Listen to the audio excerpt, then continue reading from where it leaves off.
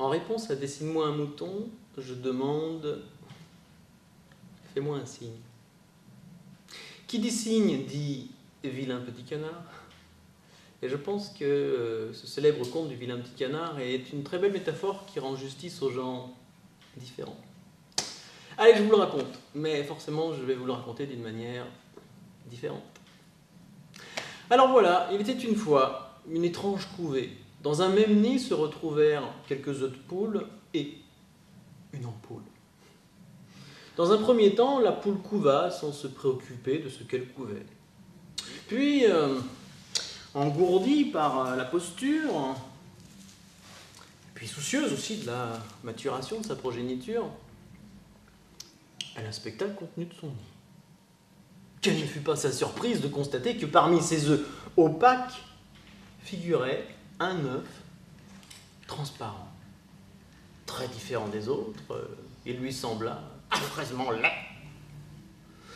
Mais il suscita aussi sa curiosité, puisque la coquille était transparente et on pouvait voir au travers. Donc elle se pencha pour voir le poussin que l'œuf était censé contenir. Oh là, elle ne fut pas surprise par ce qu'elle vit, non. Que pouvait-on en effet attendre d'un poussin contenu dans un œuf si laid? Ouais, effectivement, elle trouva effectivement l'œuf d'une laideur accablante.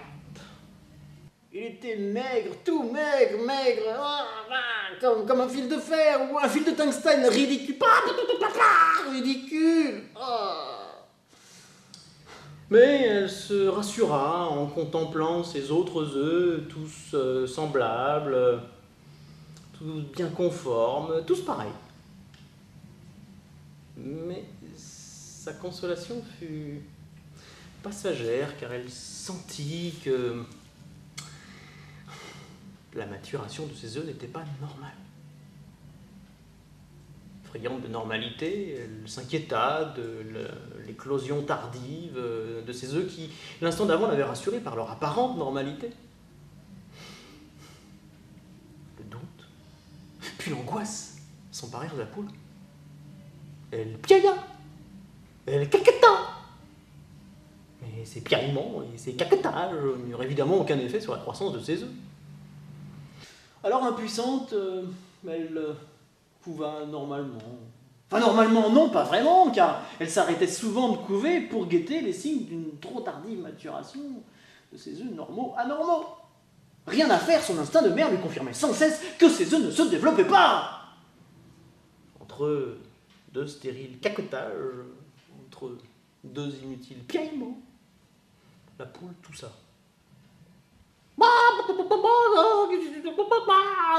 C'est beaucoup trop de choses anormales ce jour-là, se dit la poule. Et pourquoi fait-il si sombre et si froid dans le poulailler? Elle ne chercha pas longtemps un coupable à ce qu'elle convint d'appeler une malédiction. Alors, elle se tourna vers le vilain petit bâtard, plongea sur lui son regard de mère qui sait d'instinct que ses enfants légitimes sont en danger et que pour les sauver, il ne faudra pas hésiter à tuer. Alors, elle tourne son regard une fois de plus vers ses vrais enfants, les regarde bien droit dans les œufs. Elle est déterminée. Elle sait que le sacrifice est inexorable. Elle regarde, cette fois, une fois de plus, une dernière fois, le vilain petit bâtard, celui qu'elle considère maintenant comme un mystérieux, un monstrueux alien. Elle dirige vers lui son bec puissant, recule sa tête pour puiser l'énergie, la vigueur de l'élan. Et c'est dans un assourdissant bruit d'ailes et de bec que le vieux Georges entra et dit « C'est quoi ce bordel? Pourquoi fait-il si noir ici ?» Le vieux Georges actionna plusieurs fois l'interrupteur, mais sans succès. Quand sa vue fut accommodée, accoutumée à la pénombre, il avança courbé et à tâtons vers la douille qui pendait là du plafond bas. Son approche maladroite effraya la poule qui tu sais, du douaniat, du nid, dévoilant ainsi l'étrange couvée qui fit rire l'homme, constata que, de peu, l'œuf transparent avait échappé au massacre. Le vieux Georges bourra sa pipe et prit sa guitare. Il avait été inspiré par ce spectacle étonnant de la couvée sur la paille.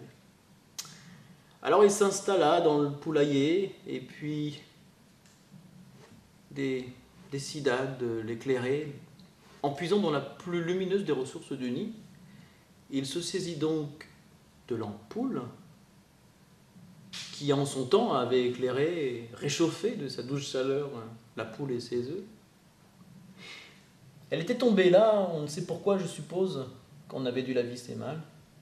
Puis, en un tour de main, la lumière fut. Ce spectacle attendrit le vieux Georges. La chaleur ne tarda pas à réchauffer la poule qui réchauffa ses œufs, qui ne tardèrent pas à éclore presque normalement. Avant de jouer et de chanter, il écrivit « Amuser une coquille puis s'en cacher une autre ».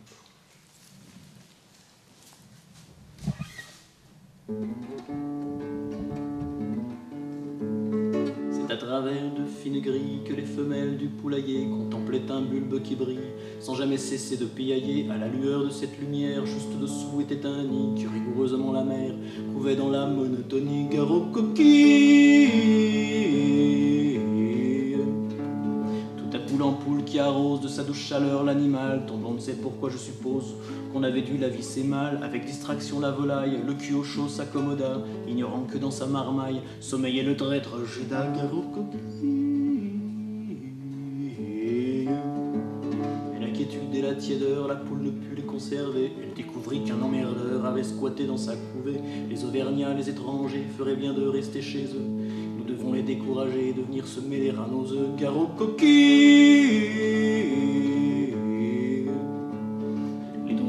et les martiens, les immigrés, les surdoués, les magiciens, les musiciens, sur quelle corde allez-vous jouer? Il y en a plusieurs à votre arc, à votre harpe, votre piano, assez pour que l'on vous remarque et qu'on méprise les marginaux. Gare aux coquilles,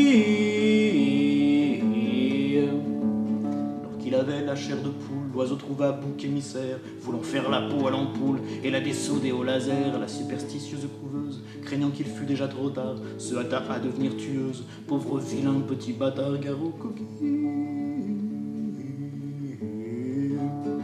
Et le vieux Georges moustachu par chance arriva et sauva la lumière qui avait chu dans le nid où il la trouva. La poule ayant changé de peur, dans un bruit d'ailes déserta la paille où le vilain campeur était persona non grata. Gare aux coquilles. Elle est à toi cette chanson, toi l'homme de cœur, toi le poète, toi l'étranger qui sans façon a tant aimé de 5 à 7, toi qui m'as donné du feu quand tous les gens bien intentionnés, les croquantes et les croquants, m'avaient fermé la porte au nez. Gare aux coquilles.